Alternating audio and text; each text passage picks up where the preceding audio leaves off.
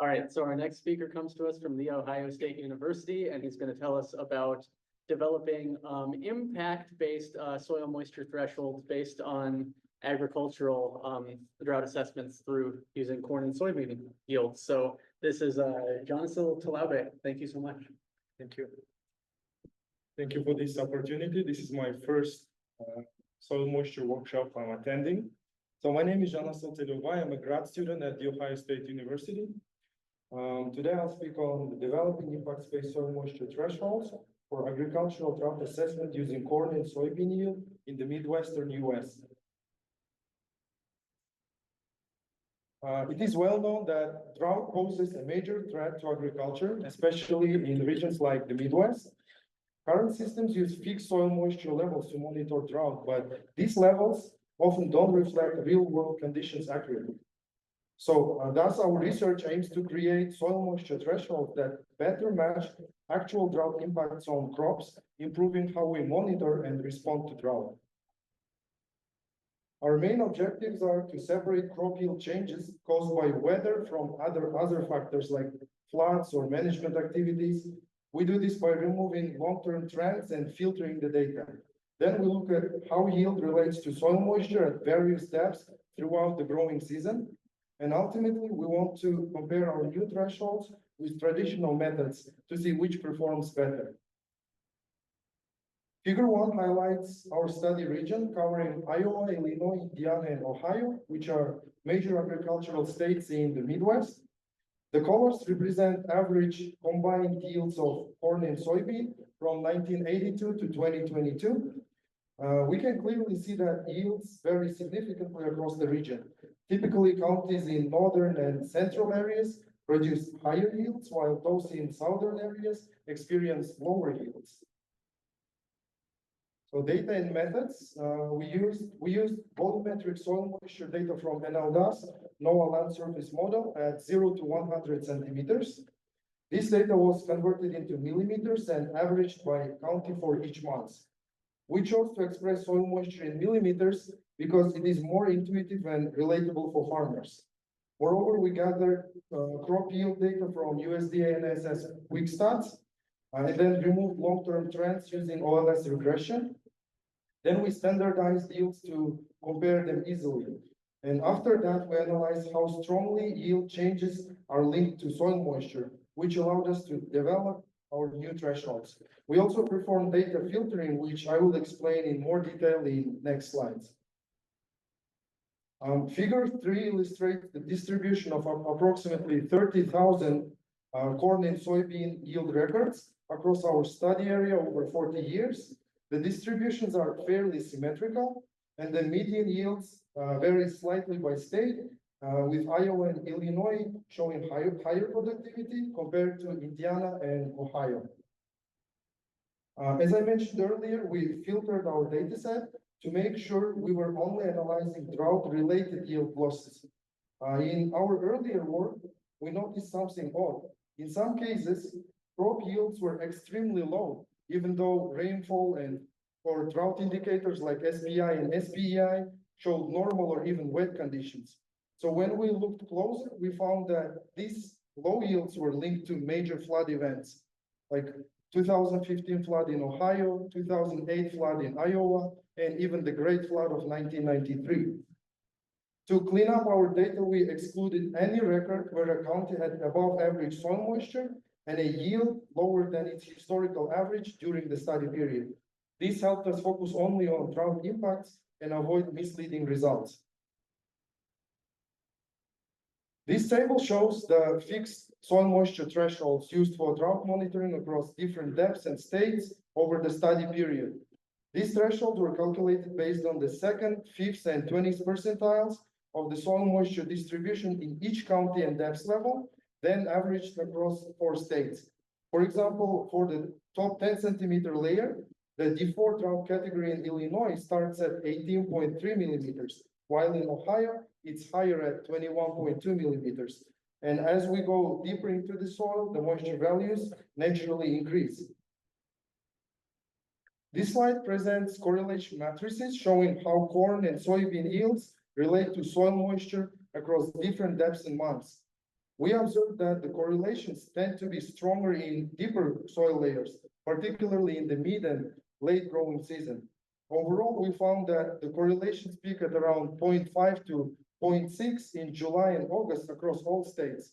However, in the case of Iowa soybeans, we observed a slight 1-month shift where the highest correlation occurred in August and September. This can be explained by a later growing season in the region due to cooler climate conditions or delayed planting dates. So these findings highlight the importance of monitoring deep soil layers as they provide a more reliable signal of water availability that directly impacts yield during critical growing stages like flowering and grain filling. Since we observed 2 months, July and August, with the highest correlation in the matrix, we decided to overlay scatter plots for both months. We also included both crops, corn and soybean, in a single set of plots to make our impact analysis more comprehensive, since these are the dominant crops in the region. This approach resulted in dense scatter plots, which helps us visualize yield response patterns more effectively. However, the magnitude of corn and soybean yields differs considerably, with soybean values being lower overall, which is why the points appear as separate horizontal clusters in the plots. To address this issue of different yield magnitudes, we standardize the yields using z-scores. This allows us to compare the two crops on the same scale and strengthens our ability to interpret soil moisture impacts across both crop types. If previous figure showed us the full range of yield responses, here figure 7 zooms in on just the records below the 20th percentile of yield data, essentially the most drought affected outcomes. By focusing on this subset, we can more clearly see how soil moisture relates to worst yield performances. This view helps us identify precise impact-based thresholds, the points at which crop yield starts to drop sharply due to insufficient moisture. So we plotted the exact same data as box plots. These box plots show the soil moisture distribution at 0 to 10 and 10 to 40 centimeters across different categories of filtered, detrended corn and soybean yields. The gray boxes represent the impact-based thresholds, while the colored boxes represent fixed thresholds based on percentiles. We can clearly see that the impact-based thresholds shift upward compared to the fixed ones, particularly in the D4 category. The average difference between the fixed and impact-based thresholds accounted for 2.1 and 6.6 millimeters for these two profiles respectively. This suggests that traditional thresholds may underestimate the soil moisture levels at which drought impacts actually begin. Here we present the same structure of analysis, but for deeper soil layers, 40 to 100 centimeters on your left-hand side, and the full profile 0 to 100 centimeters on your right-hand side. The patterns remain consistent. Impact-based thresholds are generally higher, indicating that drought stress can occur even when soil moisture is above traditional percentile cutoffs. The average difference between fixed and impact-based thresholds accounted for 23.4 and 29.4 millimeters for these two soil profiles. This supports our conclusion that fixed thresholds fail to fully capture the early warning signs of yield loss, especially in deeper layers critical to plant development. This table summarizes the final impact-based drought thresholds we derived for each soil depth across the 4 states. These thresholds represent the average soil moisture levels below which crop yields begin to suffer significant reduction. Compared to fixed percentile-based values, these thresholds are grounded in actual yield outcomes and therefore better reflect the real conditions under which drought stress becomes agriculturally meaningful. To wrap up, our study introduced a new thresholds that are directly tied to how soil moisture affects crop yield. We found that filtering the data to remove non-drought related low yield years greatly improved the clarity of our results. Deeper soil layers, particularly 40 to 100 centimeters, showed stronger and more consistent correlations with yield than surface moisture. And most importantly, our impact-based thresholds perform better than traditional fixed ones in identifying agricultural significant drought events. We believe this approach offers a more accurate and useful way to monitor drought conditions, ultimately helping farmers to make better decisions. Thank you.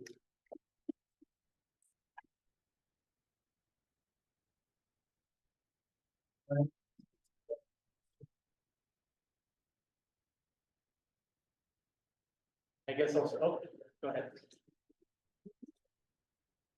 So really great talk. So you were using NLDAS. Yep. Model. Have you attempted to, I know you don't have period records for in situ records, but have you all attempted or think about trying to use similar approaches with in situ records? Unfortunately for Ohio and overall for Midwest, we don't have enough in situ data. I considered using SMAP, but it covers only the period from 2015. So since we have yield records from even 80s, that's why we decided to use an LDAS. Other questions?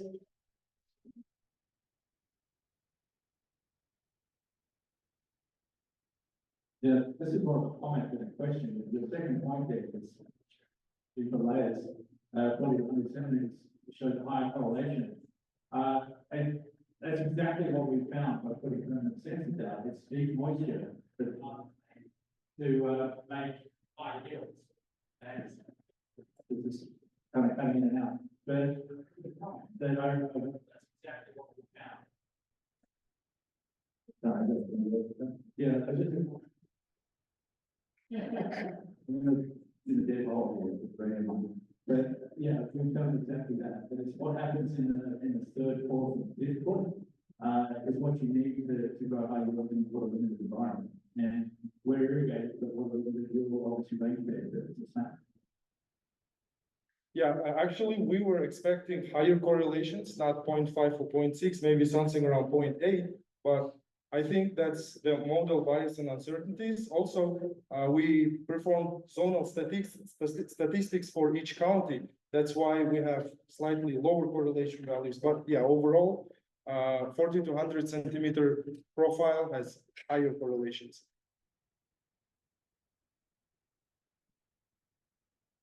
Yes, I'll ask one last question. So you were saying that in the months of July and August is when you saw the highest correlation between what was going on with your soil moisture and yields.